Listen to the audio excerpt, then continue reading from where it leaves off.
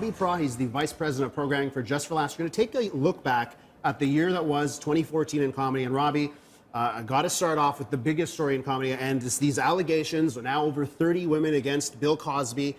And from your perspective, you know, he's still touring. He's still doing shows. He's going to be doing shows in Ontario coming up. A lot of people are angry about that. From your position, the guy that books talent at Just for Laughs, would Bill Cosby ever now end up back at the festival? Well, I'll start off by saying, I mean, this is a year in review, and I'll start off by saying what Chris Rock said last week, which this has been a weird year for comedy. I mean, what Chris Rock said, we lost Joan, we lost Robin, and we kind of lost Cosby. So, I mean, this has been a crazy year. To answer your question, I mean, to me, it's not a comedy issue. This is a legal issue, and one accusation would be extremely serious. 30 is a tragedy. So, I mean, I don't know about you, but, you know... Well, that's why I'm amazed, is that what we're seeing now is that he's still doing shows. He's still selling out shows. You know, he shows up a lot of places in the States. He's selling out, and he's going to be performing in Ontario. So, I mean, that's why I bring up this issue, that yes, now we have 30 allegations, but I find it amazing that he's still performing. And as someone that's seen Cosby perform live, yeah, it is. You know, we lost Bill Cosby, because that's, for me, and for most people, that is never coming back. Hey, listen, we grew up watching The Cosby Show. I'll always respect Bill Cosby's body of work. I'll still even eat cello. But we're not going to celebrate his work at the festival this coming summer. Robbie, you know, we go back a ways. I've done a little bit of work for Just for Laughs as well in the past. But let's talk about the positives now. And I think one thing to look at this past year, and maybe also looking forward to next year, is the changing of the guard in late night.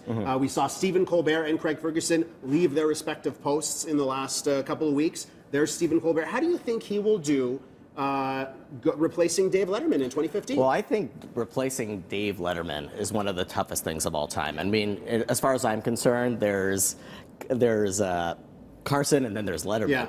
But to answer your question, I mean, we're living in the generation where it matters less what happens at 11:30. What matters more what happens the next day online. So I think that there's going to be plenty of room for Jimmy, and Stephen. And that's why Fallon has been so successful, because it seems to me Fallon does something, and then the next day it's all over my Facebook feed. Colbert's always been like that as well, and I think that's what he brings to 11:35.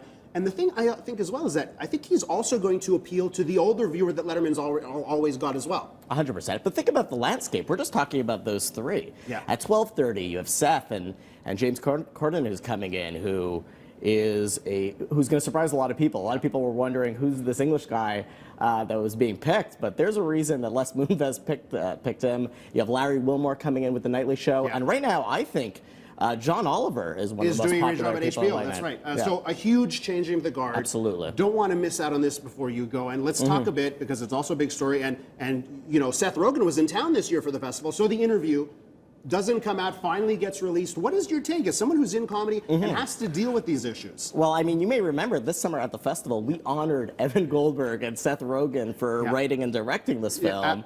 And who would think you wake up Christmas morning and all the Americans are worried about freedom being ruined in America because of this movie, and it was two Jewish kids from Canada that restored Christmas and freedom in the United States. It was a Christmas miracle. Pretty impressive work by those two gentlemen. Are you looking forward to this upcoming year for your festival, 2015? I mean, last year we had the cast of Brooklyn Nine-Nine, Andy Samberg, Don Rickles, a huge event with Seth Rogen, that PK Subban. So how do you top that? How do you top that? We're going to make it much bigger. We're going to make it bigger. We're going to make it better. I mean, we literally sit the day after the festival and start thinking about next year. We've already traveled to LA, Scotland, all these places to look for talent next year. But let me ask you this. Let me switch the tables, because you're a comedy, big comedy fan. I mean, the viewers may not know this. We were friends in high school, where you were you would do a daily top 10 list.